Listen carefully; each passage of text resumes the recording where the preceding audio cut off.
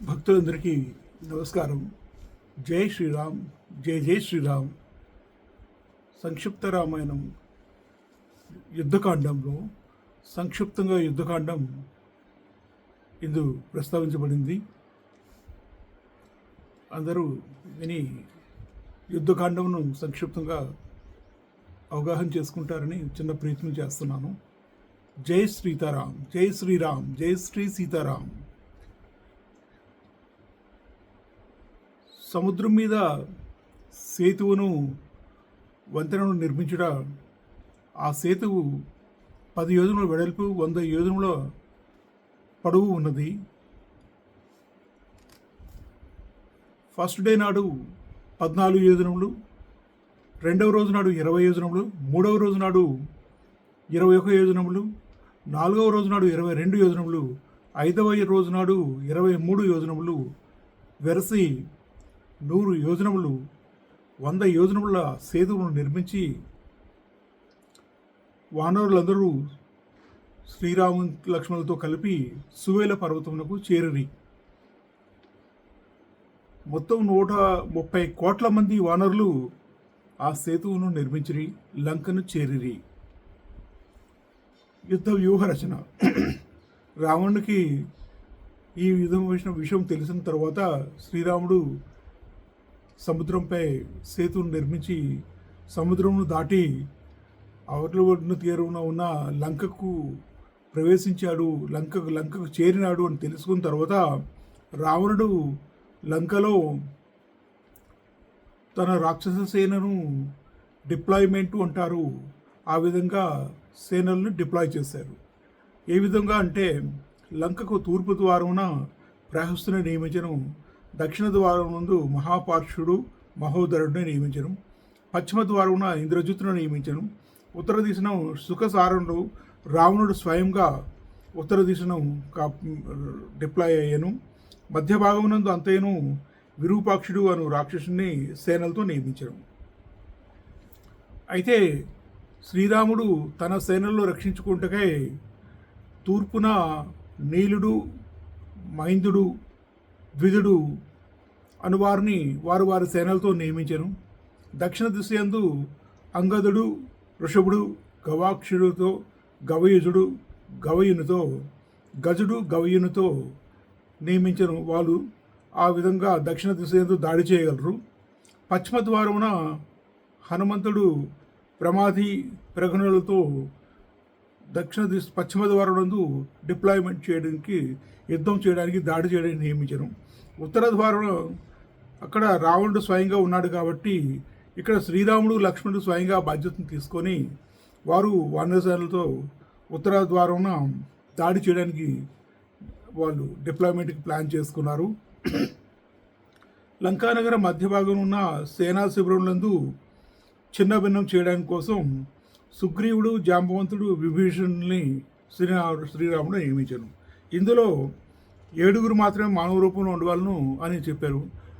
వారెవరనగా శ్రీరాముడు, లక్ష్మణుడు, విభీషణుడు, 4 విభూషణ సచివులు, మొత్తం 7 మాత్రం ఉండవాలను మానవ రూపంలో. మిగిలిన వారందరూ వారి స్వరూపాల్లో, వానర రూపాల్లో, జాంబవంతుడు వారి రూపాల్లో ఉండవలను అని చెప్పారు. ఇది వాళ్ళు ఐడెంటిఫై చేసుకోవడం కోసం. ఆ తర్వాత శ్రీరాముడు నేడే మనము అన్ని వైపుల నుండి దుర్జయమైన లంకను ముట్టడించదము అని ఆజ్ఞ ఇచ్చాను.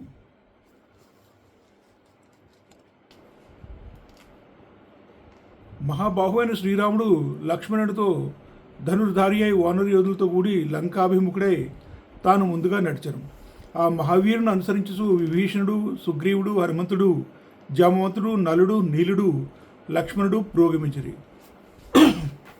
తదనంతరం భల్లూక వానరు యోధులతో కూడి అపార వానరసేన భూమిని కప్పివేయచు శ్రీరాముని అనుసరించి వెళ్ళాను. ఆ లంకానగరం ఎత్తైన ప్రాకారములతోనూ గోపురములతోనూ శత్రువులకు ప్రవేశింపరానిదే ఉండెను. ఉత్తర ద్వారం గిరిశిఖరం వలె అత్యున్నతమైనది. శ్రీరాముడు లక్ష్మణుని తోడుగా నిలుపుకొని ఉత్తర ద్వారమున పురోగమించుచు రావణుడున్న ప్రదేశంలో చేరను. వరుణుచే రక్షింపబడుతున్న సాగరం వలె రావణుని రక్షణలో ఉన్న ఉత్తర ద్వారం మిగుల భీకరమైనది. తన సేనను సురక్షితంగా నడుపుచు ఆ ఉత్తర ద్వారమును ముట్టడించుటకు రామునకు తప్ప ఇతరులకు అసాధ్యం. దానవుల రక్షణలో ఉన్న పాతాళం వలె సాయుధులైన భయంకర రాక్షసులచే రక్షింపబడుతున్న ఆ ఉత్తర ద్వారం సామాన్య యోధులకు భయమును కొలుపును. మహావీరుడైన నీలుడు మైథునితో ద్వివిధునితో కూడి లంక యొక్క తూర్పు ద్వారమును నిలిచను. దక్షిణ ద్వారమును అంగదుడు ఋషుభునితో గవాక్షునితో గజునితో గవ్యునితో పట్టుకునను. పశ్చిమ ద్వారంపై దాడి చేసి దాన్ని హనుమంతుడు ప్రమాదతో ప్రగతితో ఆక్రమించను. వాయవ్య దిశ యందు పశ్చిమోత్తర దిశల యందు సుగ్రీవుడు 36 కోట్ల వానరులతో రాక్షస సేనా శిబిరములపై స్వయంగా దాడి చేశాను. అంగదుని రాయబారం. శ్రీరాముడు యుద్ధం ప్రారంభించడానికి ముందు రాజనీతిని అనుసరించి అంగదుని రాయబారం పంపెను. ఆ రాయబారం అంగద రాయబారం విఫలమైనను. రాక్షసుడు రాముని కడకు వెళ్ళి శ్రీరాముడు వానరులతో కూడి లంకానగరంలో 4 వైపులా ముట్టడించినట్లు ఆయనకి నివేదించిరి. రక్కసి ముక్కలచే పీడింపబడుతున్న సీతాదేవిని స్మరించుచు శ్రీరాముడు శత్రువులను వధించుటకై వెంటనే వానరులకు ఆజ్ఞలిచ్చను. శ్రీరామ జయఘోష. తిరుగులేని పరాక్రమశాలి అయిన శ్రీరామచంద్ర ప్రభువునకు జయము జయము. మిక్కిలి బలవంతుడైన లక్ష్మణ స్వామికి జయము జయము. శ్రీరాముని అనుగ్రహంకు పాత్రుడైన వానరేంద్రుడకు సుగ్రీవునకు జయము జయము అని జయజయలు పలుకుచూ వానరులందరూ లంకపై దండెత్తిరి. The attack. తూర్పు ద్వారమున ఈశాన్య ద్వారమును కుముదుడు నీలుడికి అండగా కుముదుడనే యోధపతి వానర యోధపతి నీలుడికి అండగా 10 కోట్ల మంది వానరులతో ఆక్రమించి నిలిచాను. కుముదుడు నీలుడు ఉండగా ఇక్కడ ప్రఘనుడు ప్రసన్నుడు కూడా వాళ్ళు 4 వానర యోధులు. దక్షిణ ద్వారమున ఆగ్నేయ దిశయందు శతవలి అనే వానర యోధులు 20 కోట్ల మంది వానరులతో నిలిచారు. పశ్చిమ ద్వారమును నైరుతి దిక్కున తారు యొక్క తండ్రి సుషేనుడు 60 కోట్ల మంది వానరులతో నిలిచాను. ఉత్తర ద్వారున వాయవ్య దిశయందు రామలక్ష్మణులు నిల్చుండిరి. వాయవ్య దిశయందు సుగ్రీవుడు రామలక్ష్మణుల కండగా శత్రువును నిరోధించుచు 36 కోట్ల మంది వానరులతో నిలిచెను. గవాక్షుడు అను గోలాంగుల కొండముచ్చు వీరుడు 1 కోటి మంది అనుచరులతో శ్రీరాముని పక్కన సమూహంలో నిలిచెను. ధూమ్రుడు 1 కోటి మంది వానరులతో శ్రీరాముని చెరువులో నిలిచాడు. విభీషణుడు గదాధారి అయి తన 4 సచివులతో కూడి రామలక్ష్మణులకు అచట అండగా సన్నిధుడై ఉండెను. గజుడు గవాక్షుడు గవయుడు శరభుడు గంధమాధనుడు అను యోధపతులు వానరసేనల చుట్టూను తిరుగుచూ వాటిని రక్షించుచుండిరి.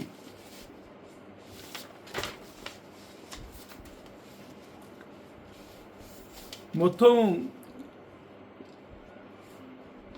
30 కోట్ల మంది 40 కోట్ల మంది రాక్షసులు ఉన్నారండి లంకలో. 40 కోట్ల మంది అంటే ఎంత తక్కువ చూడండి. కానీ ఒక 130 కోట్ల మంది వానరులు 140 కోట్ల మంది వానరులు సుగ్రీవుని సేనా నాయకత్వంన అక్కడ వాళ్ళు గుమిగూడారు. ఈ విధంగా సంకుల సమరం జరగబోతుందండి. రాక్షసుల వానరుల మధ్యన సంకుల సమరం సాటిలేని రీతిగా దేవాసుర సంగ్రామం వల్ల జరిగాను. ఇది మొదటి రోజు యుద్ధం అండి, ఫస్ట్ డే బ్యాటిల్. ఇంద్రజిత్తు వాలిసుతుడు అంగదునితో యముడు శివునితో వలె పోరునకు దిగను. విభీషణుడికి సచివుడైన సంపాతి ప్రజంగాసురుడైన రాక్షసుతోనూ వానర వీరుడైన హనుమంతుడు జంబు మాలులతోనూ యుద్ధమునకు తేలపడిరి. విభీషణుడు మిత్రఘ్నుడను రాక్షసుతో యుద్ధంలో దిగారు. గజుడను వానర యోధుడు తపనాసురుడైన రాక్షసుతో, నీలుడు వానర సేనాపతి నికుంభుడు అనే రాక్షసుతోనూ, సుగ్రీవుడు ప్రఘనుడు అనే రాక్షసుతోడును, లక్ష్మణస్వామి విరూపాక్షుడు అనే రాక్షసుతోడును కథన రంగమున పోరాడుచుండిరి. శ్రీరామునితో అగ్నికేతువు, రశ్మికేతువు, సుప్తఘ్నుడు, యజ్ఞకోప్తుడు అను 4 రాక్షసులు మహావీరులు యుద్ధమునకు తలపడిరి. మైందుడు వానర యోధుడు వజ్రముష్టి అను రాక్షసునితో తలపడిరి. వివిధుడు వానర యోధుడు అశనీ ప్రభుడు అనే రాక్షసుడితో పోరాడసాగరి. నలునితో ప్రతపనుడు అనే రాక్షసుడు పోరాడసాగను. సుషేనుడు వానర యోధుడు యమధర్మరాజు యొక్క అంశతో పుట్టినవాడు విద్యున్మాలి అనే రాక్షసుడితో పోరాడసాగిరి. ఇది జరుగుతుండగా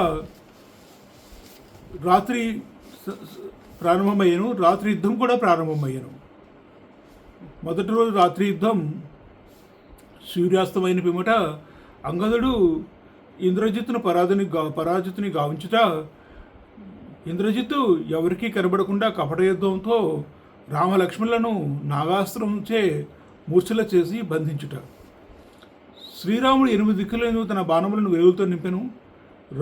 శ్రీరాముడు 6 మంది రాక్షసులను తనపై శరపరంపరను కురిపించున్న రాక్షసులను క్షణకాలంలో చావమోదెను.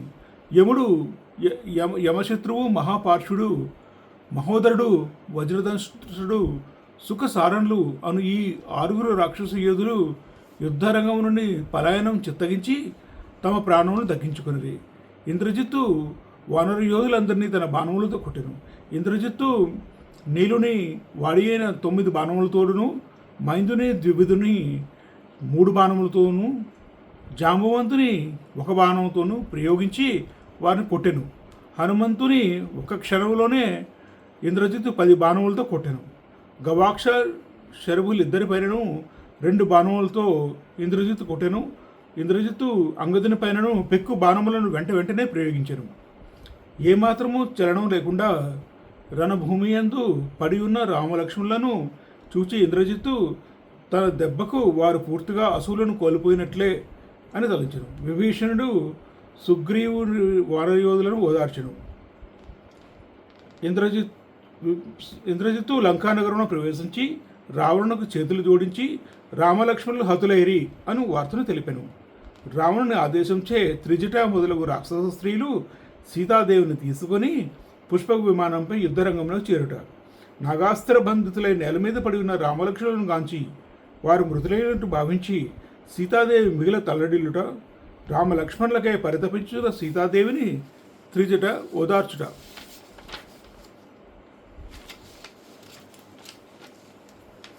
సృహను పొందిన శ్రీరాముడు మూర్ఛితుడై ఉన్న లక్ష్మణుని చూసి దురసిల్లుట, విరక్తికి లోనైన ఆ ప్రభు వానరులకు కృతజ్ఞత తెలుపుచు ఇక మీరందరూ మీ మీ నివాస స్థానంలోకి వెళ్ళుడు అని సుగ్రీవాదులతో పలుకుట.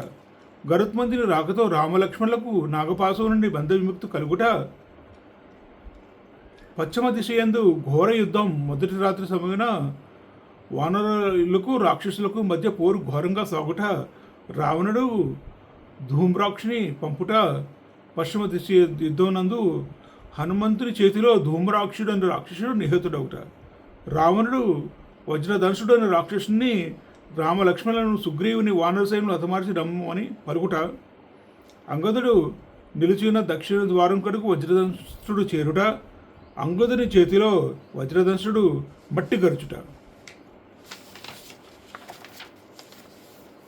అకంపనుడిని రావణుడు యుద్ధమునకు ఈ second day morning battle start అయిందండి.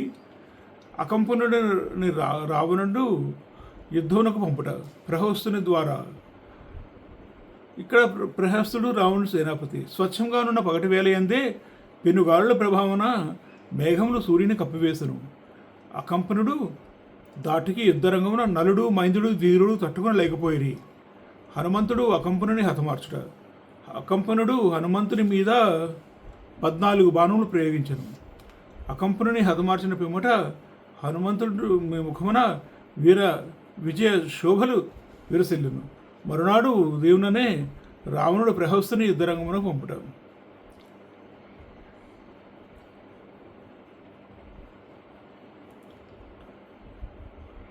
ఇరు పక్షములకు పోరు ఘోరంగా సాగుట, ప్రహస్తుని 4 సచివులు నరాంతకుడు అనే రాక్షసులు, 4 రాక్షసులు నరాంతకుడు, కుంభహనువు, మహానాథుడు, సమున్నతుడు అనే 4 రాక్షసులు ప్రహస్తునితో పాటు కలిపి యుద్ధంను దిగిరి. ద్వివిధుడు అనే వానరుడు నరాంతకుని అనే రాక్షసుని హతమార్చెను. దుర్ముఖుడు అనే వానరయోధుడు సమున్నతుడు అనే రాక్షసుని హతమార్చెను. జాంబవంతుడు మహానాథుడు అనే రాక్షస యోధిని హతమార్చెను. తారుడు అనే వానరుడు కుంభహను అనే రాక్షస వీరుని హతమార్చను. ఆ యుద్ధభూమి ఒక మహానదివలే ఒప్పుచుండెను. వీరుల కలేబరములే గుట్టలే దాని తీరములు, రక్త ప్రవాహములే నదీ జలములు. ఆ నది మృత్యువు అనేది సాగరం వైపుగా ప్రవహించుచుండెను. నీలుని చేతిలో ప్రహస్తుడు నిహతుడవుతా. ప్రహస్తుడు యుద్ధభూమిలో మరణించిన పిమ్మట రావణుడే స్వయంగా యుద్ధభూమికి తన సేనలతో బయలుదేరాను. ఇక్కడ భీష్ముడు రావణుతో పాటు మరొక అకంపనుడు, ఇంద్రజిత్తు, అతికాయుడు, మహోదరుడు, పిశాచుడు, త్రిశురుడు, కుంభాసురుడు, నికుంభుడు, కుంభకర్ణుని సుతుడు, నరాంతకుడు, రావణుడు, ఇంద్రుని యొక్క గర్వమును, యముని యొక్క గర్వమును రూపమొప్పని వాడు వీళ్ళందరూ వస్తున్నారని చెప్పాను.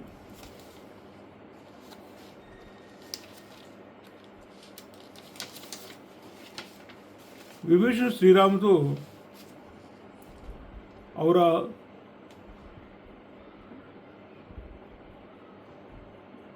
రాక్షసేశ్వరుడు రావణుడు మహా తేజస్సుతో వెలుగుతున్నాడు. ఇతడు సూర్యుని వలె విరాజిల్లుచున్నాడు. ఈ రావణుని శరీర శోభావైభవములందు దేవదానవులు వీరుల యొక్క దేహకాంతులు ఆరో తీసుకట్టే ఈ రాక్షసరాజు ఉగ్రములైన విశిష్ట దేహములు గల భూతములతో పరివృత్తుడైన యముని వలె ఒప్పుచున్నాడు. దైవకంగా ఈనాడు ఈ పాపాత్ముడు నా కంటబడినాడు. సీతను అపహరించిన ఈ దుర్మార్గుని ఇప్పుడే వధించి నా కోపమును చల్లార్చుకుందును అని పలికెను. అంతటా రావణుడు తిమింగలము మహాసముద్రమును వలె వానర సైన్యమనే మహాసాగరమును కల్లోలపరిచెను. అంతటా సుగ్రీవుడు ఒక మహాపర్వత శిఖరమును పెకిలించి తీసుకుని రావణుడిపైకి ఉరికెను. రావణుడు ఆ పర్వత శిఖరమును తన బాణములతో ఛేదించను. రావణుడు సుగ్రీవునిపై వజ్రాయుధం వంటిది కుమారస్వామిచే ప్రయుక్తమైన బల్లెము అనే శక్తిని ప్రయోగించను. ఆ బల్లెము క్రౌంచ పర్వతంలో సుగ్రీవుని భేదించను. సుగ్రీవుడు రావణుని బాణప్రహారమును తట్టుకోలేక వీరుడైన సుగ్రీవుడు విలువలాడుచు స్పృహలేని స్థితిలో నేలపై పడిపోయాను. గవాక్షాది వానర వీరులు రావణుని శరంలో దాటుకి నేలపై పడిపోయారు. వానరులందరూ భయంతో గగ్గోలు పెట్టి చూసి శ్రీరాముని చరణం చూచరి. అంతటా శ్రీరాముడు యుద్ధ సన్నద్ధుడు ఆయను. అంతటా లక్ష్మణుడు అన్నతో శ్రీరామునితో, ప్రభు, నన్ను ఈ రావణుని వధించటకు అనుమతినిమ్ము అని ప్రార్థించను. అంతటా శ్రీరాముడు అనుమతినిచ్చాను.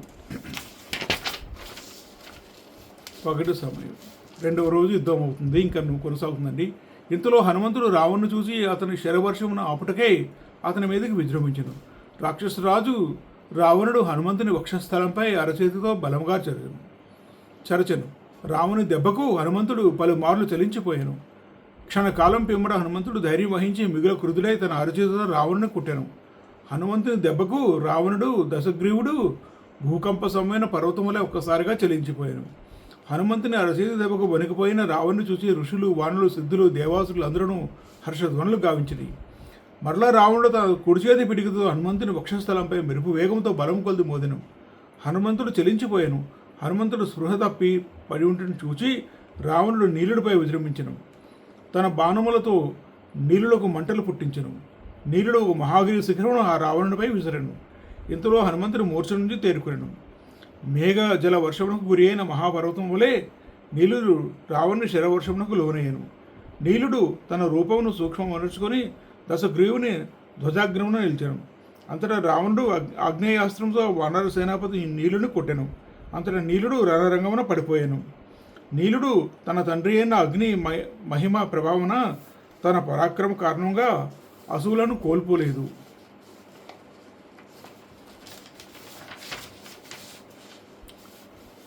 పిమ్మట రావణుడు లక్ష్మణుని మీదకి పరుగు తీశారు. రావణ లక్ష్మణుల యుద్ధం జరిగాను. 2వ రోజు నాడు పగటి సమయంలో రావణుడు క్రుద్ధుడై బలమైన 7 బాణములను లక్ష్మణునిపై ప్రయోగించను. లక్ష్మణుడు వానిని తన బాణములతో ముక్కలుగా ఉంచెను. రావణుడు క్రోధావేశంతో లక్ష్మణునిపై మరిన్ని బాణములు ప్రయోగించను. లక్ష్మణుడు బాణ పరంపరను తీవ్రంగా రామునిపై వర్షింపచేసను.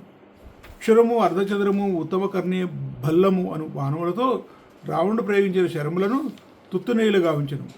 రావణుడు మరికొన్ని నిశ్చితమైన శరములను ప్రయోగించను. లక్ష్మణస్వామి ధనుస్సును సంధించి దేవేంద్రుని వజ్రాయుధంతో సమానమైన శక్తి గలవి అగ్ని వంటివి అయిన వాడిగు బాణములను రావణుపై గురిపెట్టి వేసను. ఆ రాక్షసరాజు వాటిని వంబర్చెను.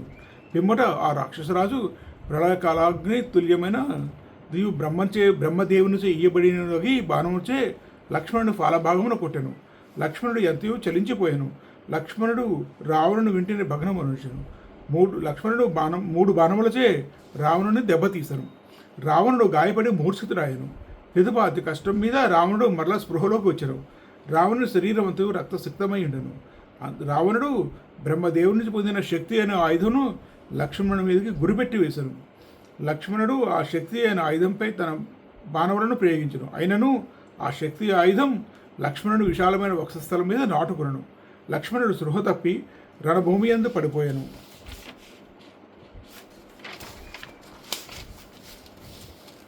రెండవ రోజు యుద్ధం ఇంకా కంటిన్యూ అవుతుందండి. పగటిపూట లంకా నగరంలో లక్ష్మణుడు రావణుడు యుద్ధం. సృహ తప్పపడి ఉన్న లక్ష్మణుడు కడుగు చేరి ఆ రావణుడు తన భుజబలముతో అతను లేవనెత్తుటకు పూనుకొనను. కానీ మేరు పర్వతమును మందర పర్వతమును దేవతలందరితో కూడిన హిమవత్ పర్వతమును ఎత్తగల రావణుడు రణభూమిలో పడి ఉన్న లక్ష్మణుని ఎత్తలేకపోయాను. లక్ష్మణుడు ఊహింపనలవు కానీ శ్రీ మహావిష్ణువు యొక్క 4వ అంశమైన తనను తన పూర్వ సామర్థ్యమును గుర్తునకు తెచ్చుకున్నాను. మానవ దేహమును ఆశ్రయించిన వైష్ణవాంశమైన లక్ష్మణుడిని ఆ రావణుడు ఎత్తలేకపోయాను. అంతటా వాయుసుదైన హనుమంతుడు మిగులు క్రుద్ధుడై రావణుడి మీదకి విజృంభించను. పిమ్మడి క్రోధావేశంతో ఆ మారుతి వజ్రాయుధం వలె బలమైన తన పిడికిడితో రావణుని వక్షస్థలం మీద గట్టిగా దెబ్బతీశాను. రావణుడు కంపించుతూ రణభూమి యందు పడిపోయాను. రావణుని నోల నుంచి, కన్నుల నుండి, చెవుల నుండి తీవ్రంగా రక్తం ప్రవహించను. ఇంద్రాది దేవతలు, ఋషులు, వానరులు హర్షధ్వనులు గావించిరి. అంతటా హనుమంతుడు లక్ష్మణుని తన బాణములతో నేవలెత్తుకుని తన బాహువులతో లేవనెత్తుకుని శ్రీరాముని సమీపమునకు తీసుకుని వచ్చాను. లక్ష్మణుడు హనుమంతుని గాఢమైన భక్తి కారణంగా తేలిక అయ్యాను. లక్ష్మణుడు అచింత్యమైన విష్ణువు యొక్క చతుర్థాంశమైన తను గూర్చి స్మరించుటతో అతని గాయములన్నీను తొలగిపోయాను. అతడు స్వస్థచిత్తుడాయను. హనుమంతుని భుజములపై శ్రీరాముడు కూర్చుని రథంలో ఉన్న రావణునితో యుద్ధమును దిగాను. రావణుడు హనుమంతుని పెక్కు బాణములతో దెబ్బతీశాను. శ్రీరాముడు క్రుద్ధుడై రాముని రథమును, రథచక్రములను, అశ్వములను, ధ్వజ పతాకమును, ఛత్రమును, సారథిని, అతను శూల ఖడ్గములను, బలమైన పుంఖములు గల తన శరములతో తుత్తునీలు గావించను. రామచంద్ర ప్రభు వజ్రాయుధము సమానమైన తన బాణంతో రావణుని వక్షస్థలంపై దెబ్బతీశాను. 3వ రోజు పగటిపూట యుద్ధం. అంతా రావణ, ప్రస్తుతం నీవు మిగులు అలసింటివి. ఇప్పుడు నిన్ను మృత్యుముఖమును పంపను. మిగుల సేద తీర్చుకొని లంకకు వెళ్ళి రేపు తిరిగి రమ్మని శ్రీరాముడు రావణుతో పలికెను. అంతా రావణుడు లంకకు ప్రవేశించను. తదుపరి రావణుడు కుంభకర్ణుని నిద్ర నుంచి మేల్కొల్పాను. తదుపరి కుంభకర్ణుడు పాపాత్ములకు నరకయాతన తప్పదు, ధర్మము, అర్థము, కామములను పురుషార్థములు వాటి తగిన కాలంలో అనుసరింపదగును, వీటన్నిటిని ధర్మమే శ్రేష్టమైనది. రాజు తనకు మేలుకూర్చుడి కార్యములనే ఆచరింపవలేను, తనకు హానికరమైన కార్యము వర్జింపవలను, అట్టివాడే కలకాలం మనగలడు అని రావణునికి హితం పలికి యుద్ధమునకు బయలుదేరాను.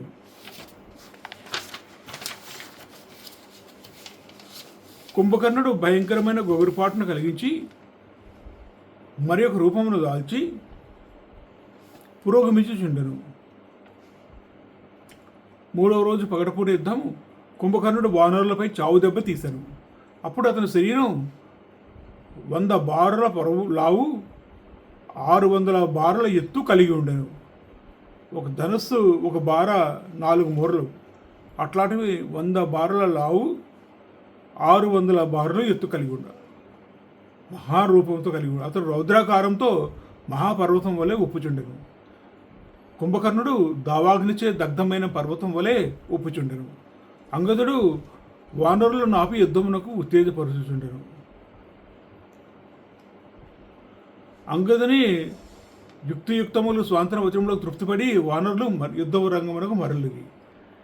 ఋషభుడు, శరభుడు, మైందుడు, ధూమ్రుడు, నీలుడు, కుముదుడు, సుషేనుడు, గవాక్షుడు, రంభుడు, తారుడు, ద్వివిధుడు, పనసుడు, హనుమంతుడు మున్నగు వానర ప్రముఖులు కుంభకర్ణుని ఎదుర్కొనుటకై అతనికి అభిముఖంగా త్వరగా కదిలిరి. ద్వివిధుడు అను వానర యోధుడు ఒక పెద్ద పర్వతశిలతో కుంభకర్ణుడిపై దాడి చేశాను. హనుమంతుడు ఆకాశంలో నిలిచి పర్వత శిఖరములను వివిధములకు పెక్కు వృక్షములను చేబూజి కుంభకర్ణునిపై శిరస్సుపై వర్షించను. కుంభకర్ణుడు తన శూలంచే ముక్కలు గావించను. హనుమంతుడు వెంటనే ఒక పర్వత శిఖరుని చేతబట్టి కుంభకర్ణుని ఎదిరించి నిలిచాను. కుంభకర్ణుని దెబ్బతీశాను. కుంభకర్ణుడి శరీరం అంతయు రక్తశక్తము కాగా అతడు మిగులు క్షోభకు గురి అయ్యాను.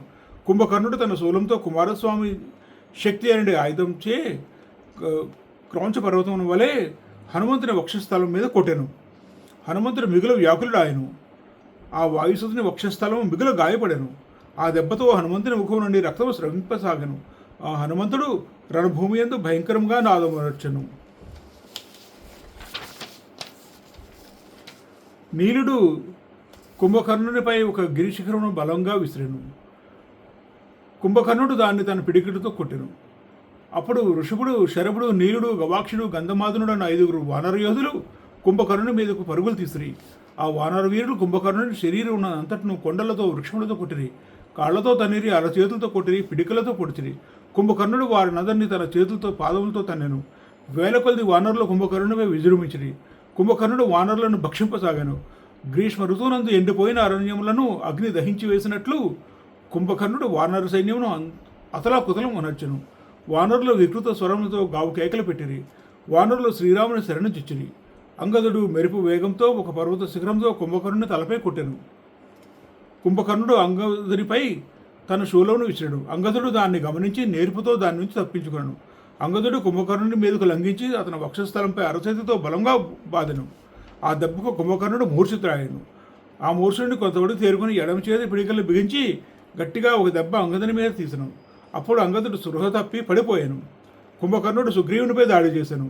సుగ్రీవుడు ఆకాశమునకు ఎగిరాను. పిమ్మట ఆ కపివరుడు పర్వత శిఖరమును పెకిలించి తీసుకుని కుంభకర్ణుడిపై మెరుపు దాడి చేశాను. సుగ్రీవుడు కుంభకర్ణునితో పలికెను, రాక్షసుడా, నేను వేయుచున్న ఈ పర్వతం దెబ్బకు కాచుకొనము. కుంభకర్ణుడు సుగ్రీవునితో, వానరా, నీవు బ్రహ్మదేవుని మనుమడువే, అంతేకాదు వృక్షరజసుని కుమారుడు కూడా. అనవసరంగా ఎందుకు గర్జించలేవు? సుగ్రీవుడు వజ్రాయుధంతో సమానం ఒక శైలును తీసుకొని గిరగిరా తిప్పి కుంభకర్ణుని వక్షస్థలంపై కొట్టెను. ఆ పర్వతం చిన్న భిన్నమైపోయాను. కుంభకర్ణుడు తన శూలమును సుగ్రీవునిపై వేసెను. హనుమంతుడు పైకెగిరి ఆ శూలను పట్టుకుని దాన్ని తన రెండు చేతులతో క్షణంలో విసిరివేసెను.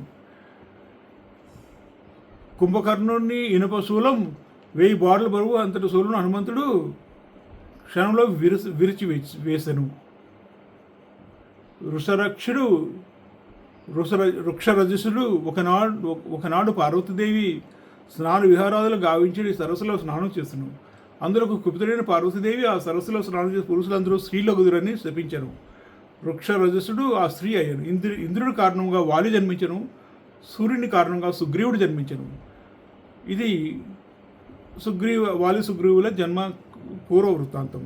కుంభకర్ణుడు హనుమంతునిపై దాడికి దిగను. హనుమంతుడు కోపావేశంతో తన చేతిలోని పర్వత శిఖరంలో కుంభకర్ణుని దెబ్బతీశారు. కుంభకర్ణుని శరీరం అంతయు రక్తంతో తడిసిపోయాను. కుంభకర్ణుడు కూడా లంకకు సమీపంలో త్రికూట పర్వతం నుండి ఒక పర్వత శిఖరం ప్రగిలించుకుని సుగ్రీవుని సమీపించి దానితో అతన్ని కొట్టాను. సుగ్రీవుడు సుహతప్పి నేలపై పడిపోయాను. కుంభకర్ణుడు 3వ రోజు యుద్ధం జరుగుతుందండి. కుంభకర్ణుడు సుగ్రీవుని తన 2 చేతులతో పైకెత్తి తీసుకుని పోసాగాను.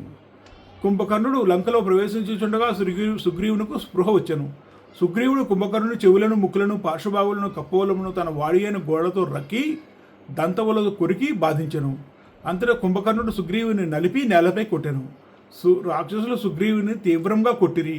వెంటనే సుగ్రీవుడు రివ్వున ఆకాశమునకు ఎగిరి రాముని చెంతకు చేరెను. కుంభకర్ణుడు మరల యుద్ధభూమికి మరొక గదను చేబూని చేరెను. ప్రళయాగ్ని వలె ఆ వానర సైన్యం భక్షింపసాగాను. అతడు దొరికిన వారిని దొరికినట్లే తినివేయసాగాను. వారిని త్వరగా నోట్లో వేసుకునసాగాను. లక్ష్మణుడు కుంభకర్ణుని శిరంపై ముందుగా 7 బాణములతో కొట్టెను. మరిన్ని బాణములు వేసెను. కుంభకర్ణుడు లక్ష్మణుని అతిక్రమించి భూమి బద్దలగునట్లుగా పురోగమించుచు సరాసరి శ్రీరాముని మీదకి విజృంభించెను. పిదప శ్రీరాముడు కుంభకర్ణుడిపై రౌద్రాస్త్రమును ప్రయోగించెను. మరిన్ని వాడైన బాణములను అతని వక్షస్థలమున నాటెను. రాముని బాణములకు మిగిలి దెబ్బతిన్న కుంభకర్ణుడు మిక్కిలి కృతుడై రాముని మీదకు విజృంభించెను. వేగంగా ఎదురుగా పరుగు తీసెను. రాముని బాణముల ప్రహారం కారణంగా కుంభకర్ణుని చేతి నుండి ఆ రాక్షసుని మహాగద జారి కింద పడెను. ఆ ఆయుధములన్నీ నేలపై రాలిపడెను. అంత కుంభకర్ణుడు శ్రీరామునిపై ఒక భయంకరమైన గిరిశిఖరమును గిరగరా తిప్పుతూ విసిరాను. శ్రీరాముడు తన బాణములతో ఆ గిరిశిఖరమును బద్దలు కొట్టెను. ఇప్పుడు శ్రీరాముడు కుంభకర్ణుని యుద్ధం జరుగుతుందండి. శ్రీరాముడు కుంభకర్ణునితో పలికెను, ఇంద్ర విరోధి అయిన ఓ రాక్షస శ్రేష్ఠ రము, నేను ధనుర్ధారణ యుద్ధమునకు నిలిచి ఉన్నాను, సిద్ధంగా ఉన్నాను. క్షణకాలంలో నేను మృత్యుముఖమునకు చేర్చనున్న రాముడను నేనే. కుంభకర్ణుడు వికటాహాసం చేసెను. రామునికి ఎదురుగా పరిగెడెను.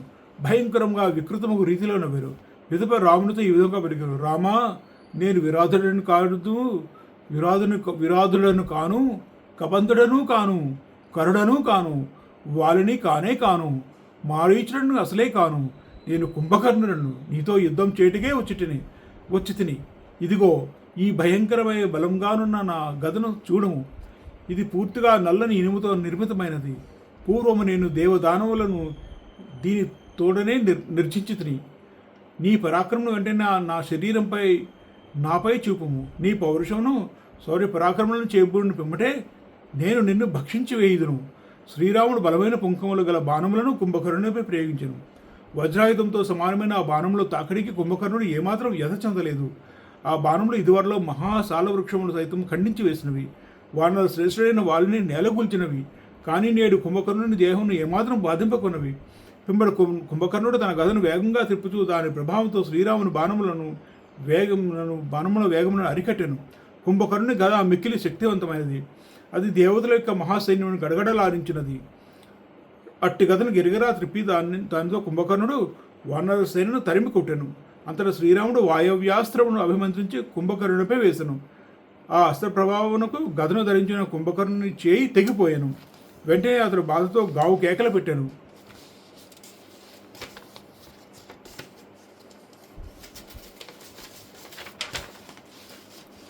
అంతటా కుంభకర్ణుడు మిగిలి ఉన్న ఆ ఒక్క చేతితోనే ఒక సాలవృక్షమును పెకలించి తీసుకుని యుద్ధరంగంన రామునిపై పరుగు తీసును. అంతటా శ్రీరాముడు తలతలలాడుచున్న ఇంద్రాస్త్రంతో కుంభకర్ణుడు రెండవ చేతిని ఖండించను. 2 బాహులను కోల్పోయిన కుంభకర్ణుడు రంకెలు వేచు శ్రీరాముని మీదకి దూసుకుని పోసాగను.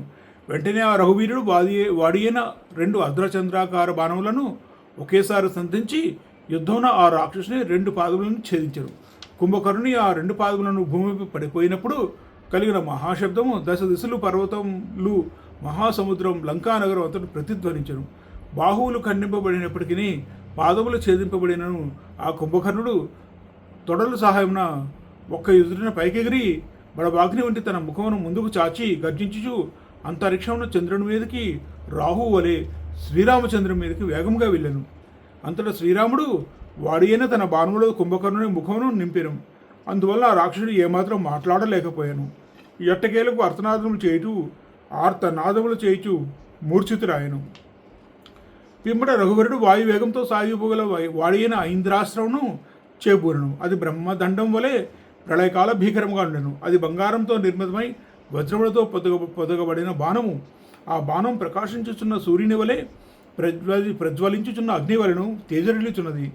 దేవేంద్రుని వజ్రాయుధం వలె శక్తివంతమైన ఆ ఇంద్రాస్త్రమును శ్రీరాముడు కుంభకర్ణునిపై ప్రయోగించెను. అంతటా శ్రీరాముని ఆ ఇంద్రాస్త్రం అగ్నిజ్వాలల వలె ఉప్పుచు వజ్రాయుధం వలె పరాక్రమించుచు సాగిపోవచ్చుండెను. ఇంద్రుడు వృత్రాసురుని వలె శ్రీరాముడు వేసిన ఆ బాణం కుంభకర్ణుని శిరమును ఖండించెను. ఆ శిరస్సు కుంభకర్ణుని శిరస్సు మహాపర్వతం వలె ఉప్పుచుండెను. ఆ మహా ఆకారం గల కుంభకర్ణుని ఆ శిరస్సు శ్రీరాముని బాణ ప్రహారమునకు లంకలో పడిపోయాను. దాని తాకడికి రాజవీధులలో ఎత్తుగా ఉన్న ప్రాకారములు కూలిపోయాను. కుంభకర్ణుడు తన కాయముచే కోట్ల కొలది వానరులను నేలమట్టం గావించుచు పడిపోయాను. ఆ మహాకాయుడైన కుంభకర్ణుడు హిమవత్ పర్వతం వలె బాసులుతూ సముద్ర జలంలో పడెను. సముద్రంలో జలజంతువులు వసలు నుగ్గు నుగ్గు ఆయను. పిమ్మట కుంభకర్ణుని శరీరం నీటి అడుగు బాగున గల భూమికి చేరను. దేవతలు సంతోషంతో గట్టిగా జయ ధ్వనులు గావించిరి. యుద్ధం నందు రామునిచే ప్రకటితమైన అద్భుత పరాక్రమను చూచి దేవర్షులు, మహర్షులు, నాగులు, సురులు, గరుత్మంతులు, యక్షులు, గంధర్వులు తదితర దివ్య జాతుల వారు అంతరిక్షంలో నిలిచి సంతోషంతో పొంగిపోయేది. రాహుమోహం నుండి విముక్తుడైన సూర్యనారాయణుడు చీకట్లను పాలద్రోలి దేవతల మధ్య విరాజిల్లినట్లు లోకకంటకుడైన కుంభకరుణ్ణి వధించిన శ్రీరాముడు వానర సైన్య మధ్య ఉన్న తేజో విరాజుడైను. సమస్త వానరులు బాగుగా వీక్షించిన పద్మముల వలె శోభిల్లుచున్న ముఖములతో అంతులేని ఆనందం పొందిరి. వెంటనే వారు సకల మనోహరుడైన రామచంద్ర ప్రభువును వేణువుల్లో కొనియాడిరి. రామచంద్ర ప్రభు వృత్రాసురుని వధించిన ఇంద్రుని వలె ఎంతయు సంతోషించాను. 4వ రోజు యుద్ధం. రావణుని 4 కుమారులు, దేవాంతకుడు, నరాంతకుడు, త్రిశిరాసురుడు, అతికాయుడు అనే 4 కుమారులు మహాపార్షుడు, మహోదరుడు అనే రావణు సోదరులతో వెళ్ళి వారిని యుద్ధమునకు పంపించెను. రావణాసురుడు యుద్ధమునకు పంపించెను. వారందరూ అంతరిక్షమున సంచరింపగలరు. మాయోపాయములలో ఆరితేరిన వారు, దేవతల దర్పమును అందించిన వారు, యుద్ధమున దుర్జయులు. వారు దేవతలు, గంధర్వులు, కిన్నరుడు, మహానాగులతో జరిగిన యుద్ధములలో పరాజయమును ఎరుగరు. మహోదరుడు సుదర్శనం అను ఐరావత జాతికి చెందిన మహాగజంపై ఎక్కెను. త్రిశూరుడు మేలిజాతి గుర్రముల రథంపై, అతికాయుడు మేలైన రథంపై, నరాంతకుడు ఉచ్చేశ్రవంతో తుల్యమైన తెల్లని గుర్రమును ఎక్కెను. శక్తి అనే ఆయుధమును చేదబట్టెను. మహాపార్షుడు గదను చేబూనెను. నరాంతకుడు వాయు వేగంతో సుగ్రీవుని సైన్యమున ప్రవేశించెను. సుగ్రీవుడు అంగదుని యుద్ధమునకు పంపెను. నరాంతకుని శూలం అంగదుని వక్షస్థలమున తగిలి ముక్కలై భూమి మీద పడిపోయారు. అంగదుని చేతి దెబ్బకు నరాంతకుని గుర్రం తల పగిలిపోయాను. నరాంతకుడు అంగదుని తలపై పిడికిలి బిగించి కొట్టెను. అంగదుని తల బలంగా దెబ్బతీసెను. అందుండి వేడి రక్తం స్రవింపసాగెను. అంగదుడు స్పృహను కోల్పోయాను. కొంత వడికి తేరుకొనను. అంగదుడు వజ్రం వలె బలమైనదు, గిరిశిఖరం వలె దృఢమైనదు తన పిడికిలతో నరాంతకుని గుండెలపై చావమోదెను. నరాంతక రాక్షసుని వక్షస్థలం బ్రద్దలయ్యను.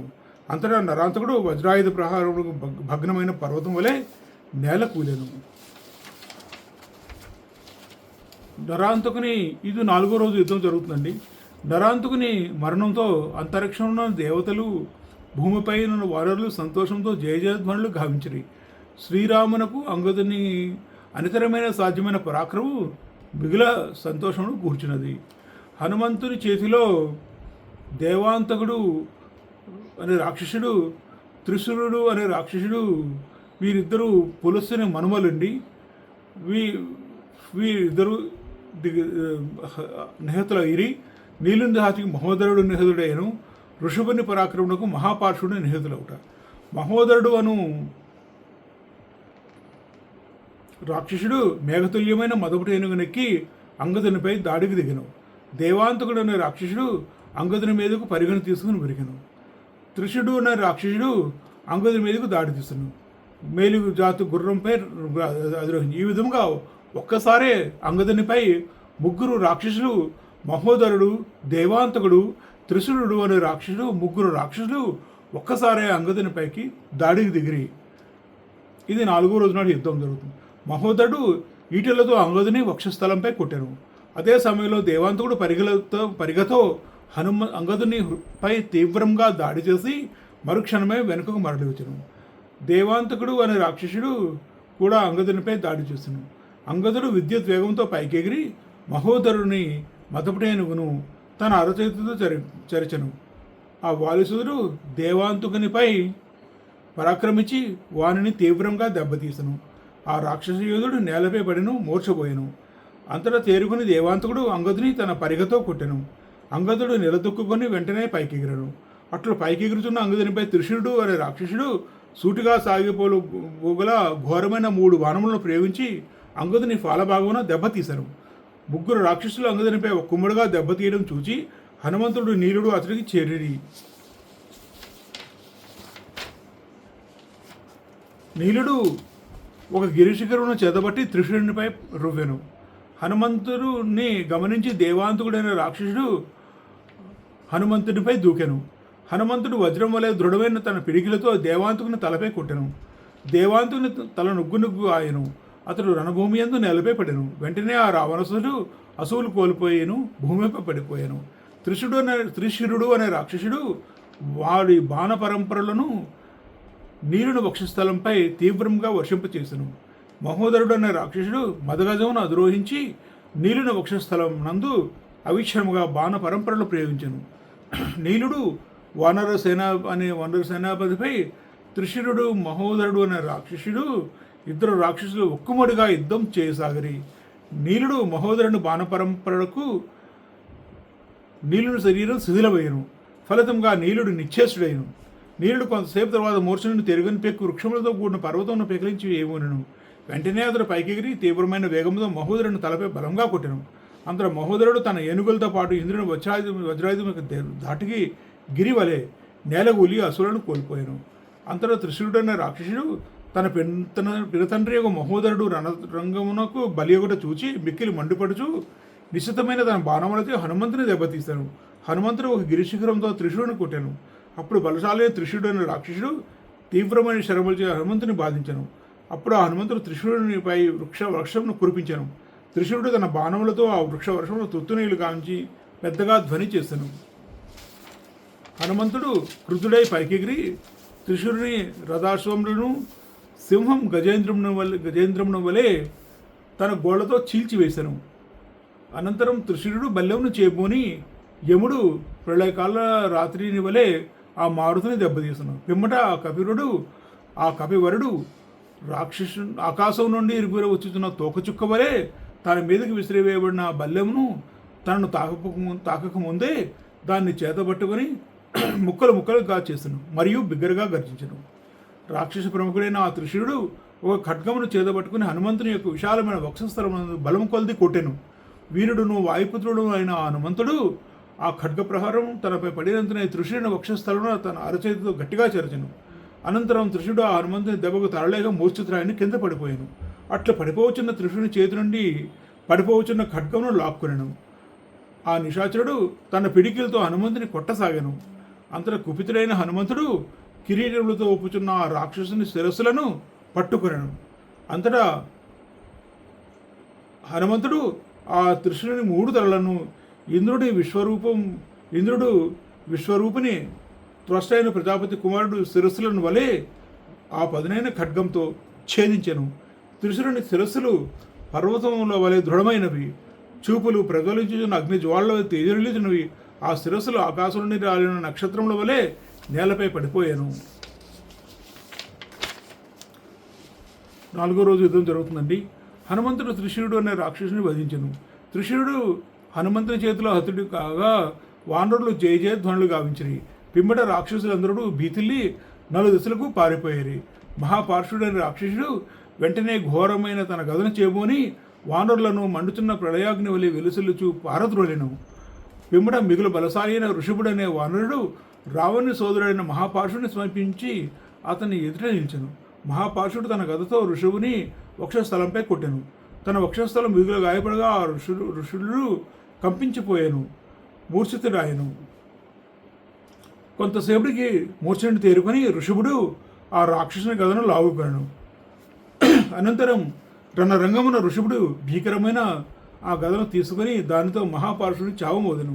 అంతటా మహాపార్షుడు రాక్షసుడు ఎంతయు గాయపడెను. వజ్రాయుధం యొక్క దెబ్బకు పర్వతం వలె అతడు నేలగూలెను. శక్తి ఉడిగి ప్రాణములను కోల్పోయి మహాపార్షుడు అనే రాక్షసుడు నేలగూలెను. వెంటనే రాక్షసులందరూ పిక్క బలం చూపిరి. రావణుని సోదరుడైన మహాపార్షుడు నిహతుడైనంతనే అపారమైన సముద్రం వలె ఉన్న రాక్షస సైన్యం భీతితో ఆయుధములను పారవేచెను. కేవలం ప్రాణములను దక్కించుకుంటకే ఆ సైన్యం బ్రతుకు జీవుడా అని కట్టదిగిన పిదప సముద్రం జనముల వలె పరుగులు తీశాను.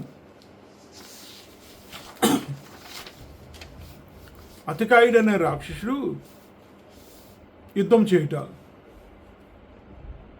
లక్ష్మణుడు అతికాయిని బ్రహ్మాస్త్రంతో వధించుట. అతికాయుడనే రావణ కుమారులో ఒక రాక్షసుడు మిగులు బలశాలి. దృఢమైన దేహం గలవాడు, బ్రహ్మ నుండి వరముల పొందినవాడు, దేవదానవుల దర్పమును యుద్ధమునందు అనచినవాడు. అతడు వేల కొలది సూర్యుల కాంతిపుంజములు వెలుజుమున్నట్టి రథమును అద్రోహించి వానర సైన్యముల మీదకు విజృంభించను. అతని మహాకాయమును చూచి కుంభకర్ణుడే మరలా లేచి వచ్చుచున్నాడా అని భ్రమించి వానరులు మిక్కిలి భయగర్తులేరి శ్రీరామును శరణుచుచ్చిరి. అతకాయని శ్రీరాముడు దూరం నుండి చూచెను. విభీషణ, ఈ మహారాక్షసుడు ఎవరు అని శ్రీరాముడు విభీషణ అడిగాను. ఇతని రథంపై రాహుధ్వజం రెపరెపలాడుతున్నది. ఇతని ధనుస్సు ఇంద్రధనుస్సు వలె అలరారుచున్నది. ఇతని రథంలో 38 తూరీరములు, భీతిని గొలిపిన ధనుస్సులు, అల్లె తాడులు, బంగారపు వన్నెలతో ప్రకాశించున్నవి. ఇరు పక్కలందును 2 ఖడ్గములు అమర్చబడి ఉన్నవి. అవి ఒక్కొక్కటి 10 మూరల పొడవు గలవి, 4 మూరల పిడుగులతో ఒప్పుచున్నవి. ఎర్రని కంఠమాళ్ళు గల పర్వత ప్రమాణములను ఈ ధీరుడు నలుపు వనెతో యముని వలె విశాలమైన ముఖం కలిగి ఉన్నాడు. ఇతడు రంగమున రావణుని అంతటి వాడు. ఇతడు అశ్వములపై ఉండియు రథములను అధిరోహించి ఏనుగులపై కూడా ఎక్కి యుద్ధం చేయగలడు. ఈ అతికాయుడనే రాక్షసుడు రావణ పత్ని అయిన ధాన్యమాలిని కుమారుడు. ఇతడు ఏకాగ్రచిత్తంతో బ్రహ్మను గూర్చి తపస్సు అనుసరించాను. పెక్కు అస్త్రములను పొందెను.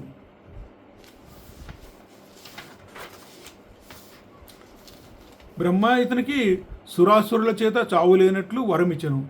ఈ దివ్య కవచము సూర్య తేజస్సుతో ఒప్పుచున్న ఈ రథము బ్రహ్మ యొక్క అనుగ్రహంతోనే ఇతనికి లభించినవి. ఇతని బాణముల ధాటికి ఇంద్రుని వజ్రాయుధము స్తంభించినది. రణరంగమున వరుణి పాసం కూడా నిర్వీర్యమైనది. అతికాయుడు మిగులు బలశాలి, ప్రజ్ఞాశాలి, రాక్షసుల శ్రేష్ఠుడు అని విభీషణుడు శ్రీరామునికి విన్నవించెను. అతికాయుడు వానర సైన్యమును ప్రవేశించి పదే పదే ధనుష్టాంకారమును గావించెను. వానర శ్రేష్ఠుడు కుముదుడు, ద్విధుడు, మైందుడు, నీలుడు, శరభుడు మున్నవారు వృక్షములను పర్వతశిఖరంలో గైకొని కుమ్ముడుగా అతికాయునిపై దాడి చేసిరి. అతికాయుడు తన బాణములతో ఆ వానర వీరులను ఎదుర్కొనను, వారిని చితకబాదెను. ఆ వానరులు ఆ నిశాచుడిని ఎదిరింపజాడలేకపోయిరి. అతికాయుడు సరాసరి శ్రీరాముని సమీపించను. నేను శ్రీరామునితో అతికాయుడు పలికాను, నేను సామాన్య యోధులను యుద్ధం చేయను. యుద్ధ విద్యలందు గట్టిగా కృషి చేసిన వాడు మాత్రమే నాతో పోరు సల్పుడుకు సిద్ధం కావలను అని పలికెను. లక్ష్మణుడు ధనుష్టాంకారం చేసెను. అతికాయుడు లక్ష్మణుడితో చెప్పాను, సౌమిత్రి, వాడి అయిన నా బాణములు ఈశ్వరుని త్రిశూలంతో తుల్యములు. నేను వేయిపోయిన ఈ బాణములు విషంతో ఉన్న మహాసర్పం వంటివి. రెచ్చిపోయిన సింహం మదపటేనుగు రక్తం వలె ఈ నా బాణం నీ రక్తమును పీల్చివేయగలదు. పిమ్మట అతికాయుడు లక్ష్మణుడితో, సౌమిత్రి, నీవు బాలుడవు, యుద్ధ విద్యలందు ఆరితేరిన వాడువు కావు. వ్యర్థ ప్రయత్నం మాని ధనస్సును అక్కడ పెట్టి మరల పొమ్ము. నన్ను ఎదిరింపదలచినచో నీవు ప్రాణములను కోల్పోయి యమ సదనముకు వెళ్ళేదవు అని పలికెను. అంతట లక్ష్మణుడు అతికాయునితో, దురాత్ముడా, నన్ను బాలుడుగా చులకనగా చూడకము. గాలి బావుగా పక్కువనకు వచ్చిన తాటి పండును తొడిమ నుండి పడగొట్టినట్లు నేను వాడి అయిన నా బాణములచే నీ శిరస్సును నేలపాలు చేసేదను. నేను ఈ రణరంగమును నీ పాలిట మృత్యువును. వామనాతారుణ బాలుడుగా ఉన్న మహావిష్ణువు తన 3 పాదములతో ముల్లోకమును ఆక్రమించిన సుమా అని పలికెను. ఇంతలో విద్యాధరులు, దేవతలు, దివ్యతల వారు, దైత్యులు, మహర్షులు, యక్షులు, మహాత్ములు మొదలైన వారు ఆ యుద్ధంను చూచుటకే విచ్చేసరి. అతికాయుడు లక్ష్మణ యుద్ధం చూచుటకి వారందరూ విచ్చేసరి. అతికాయుడు మిగులు కోపంతో ధనుస్సును బాధను సంధించి ఎంతయు వేగంతో ఆకాశం యొక్క దూరమును తగ్గించు లక్ష్మణుడిపై ప్రయోగించను. అంతట లక్ష్మణుడు తన బాణంతో వాడిని ఛేదించను. అంతట అతికాయుడు 5 బాణములను లక్ష్మణుడిపై బలంగా ప్రయోగించను. అంతట లక్ష్మణుడు ఆ 5 బాణములను తన చేరక ముందే సూర్యాగ్ని తేజస్సుతో వెలుచున్న 5 బాణములతో వాటిని ఛేదించను.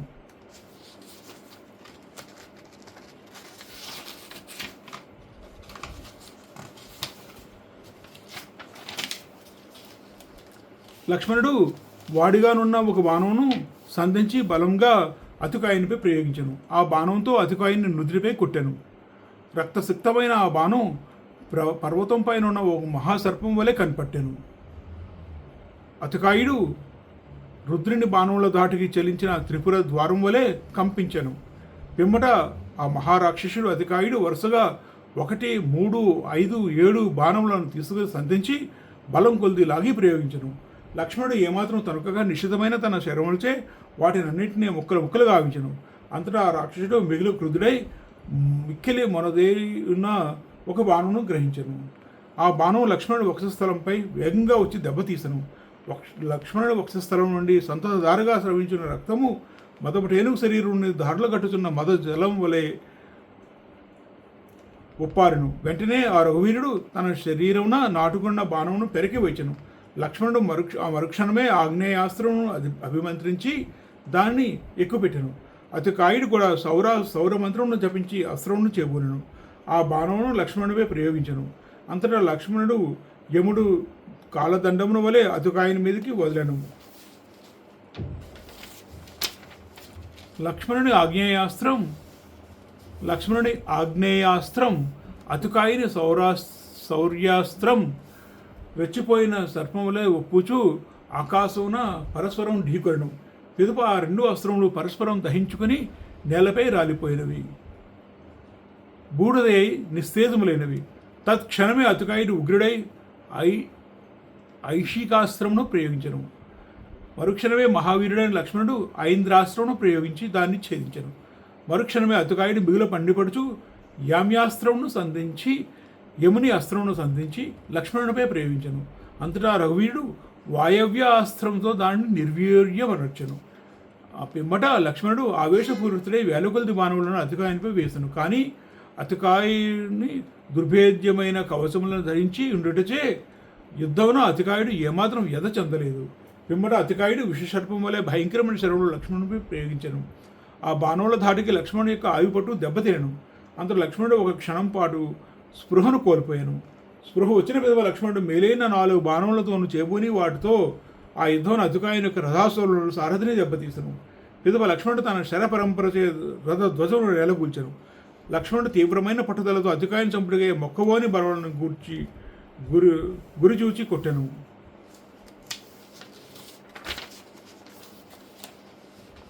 అంతటా వాయుదేవుడు లక్ష్మణుడి కడుకు వచ్చి ఆయనతో రహస్యంగా ఇట్లు వచించను.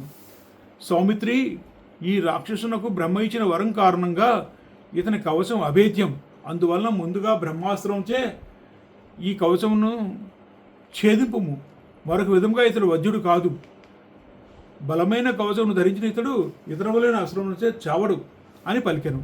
ఇంతటా ఇంద్రునంతటి మహాపరాక్రమశాలి అయిన లక్ష్మణుడు ఒక బాణమును తీసుకుని మంత్రపూర్వకంగా బ్రహ్మాస్త్రమును సంధించను. ఆ బ్రహ్మాస్త్రం యమకింకరుని వలె భీకరంగా ఉండెను. లక్ష్మణుడు ఆ బ్రహ్మాస్త్రమును సంధించినంతనే సూర్యచంద్రుడు మహాగ్రహములు నలుదిక్కులు కడుకు ఆకాశం క్షోభకు గురి అయ్యాను. లక్ష్మణుడు ఆ బ్రహ్మాస్త్రమును అతికాయునిపై వేసను. అంతటా అతికాయుడు పెక్కు బాణములతో ఆ బ్రహ్మాస్త్రమును కొట్టాను. మంత్రి వల్ల వేగంగా వచ్చిన ఆ బాణం అతికాయుని శరములను వంబిచివేయచు అతను సమీపించను. అతికాయుడు ఏమాత్రం చలించక తొనకక వెంటనే బల్లెమును, కత్తి, గద, గొంటల తోడను, ఈటల తోడను, హులముల తోడను దాన్ని కొట్టెను. కానీ అగ్నిజ్వాలను వెలుగుతున్న బ్రహ్మాస్త్రం అద్భుత ఆకారంలో గల ఆ ఆయుధములన్నింటినీ నిర్వీర్యం అనర్చి కిరీటం కలిగి ఉన్న అతికాయుని శిరస్సును ఖండించను. కిరీటంతో ఒప్పుచున్న ఆ శిరస్సు లక్ష్మణుడి బ్రహ్మాస్త్రంసే ఖండితమై వెంటనే హిమపర్వత శిఖరం వలె నేలగూలెను. వానరులు లక్ష్మణుడి వేణువుల్లో కొనియాడిరి. సౌమిత్రి ఎంతో సంతోషించను. శ్రీరాముని చెంతకు చేరెను. 4వ రోజు రాత్రి యుద్ధం జరుగుతుందండి. ఇంద్రజిత్తు యుద్ధం చేయుట.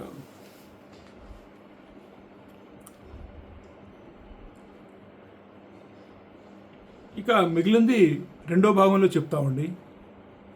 జై శ్రీరామ్.